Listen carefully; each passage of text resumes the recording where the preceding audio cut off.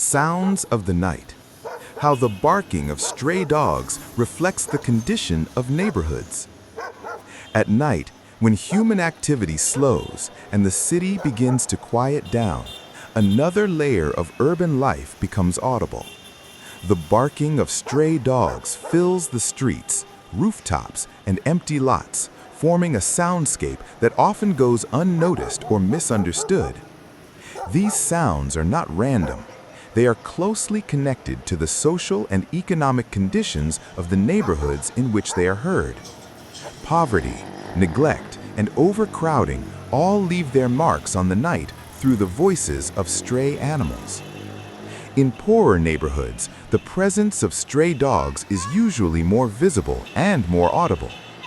Limited access to waste management often means that food scraps are left in the open, attracting animals and encouraging them to gather in large numbers. Hunger and competition for food lead to frequent barking, especially at night when dogs roam more freely. The sound becomes an expression of survival, signaling stress, territorial defense, and constant alertness. In this sense, barking reflects not aggression, but vulnerability. Neglect also plays a major role.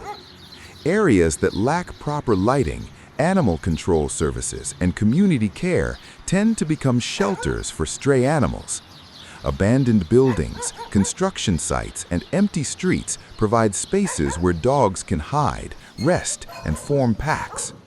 The barking heard at night often increases in such environments, echoing through poorly maintained streets. It becomes a reminder of both human absence and institutional failure. Where care is missing, noise fills the gap. Overcrowding adds another layer to this phenomenon. In densely populated neighborhoods, humans and animals are forced into close proximity. Loud traffic during the day masks many sounds, but at night the barking becomes more noticeable, bouncing between narrow streets and crowded apartment blocks. Dogs react to constant movement, unfamiliar sounds, and human tension.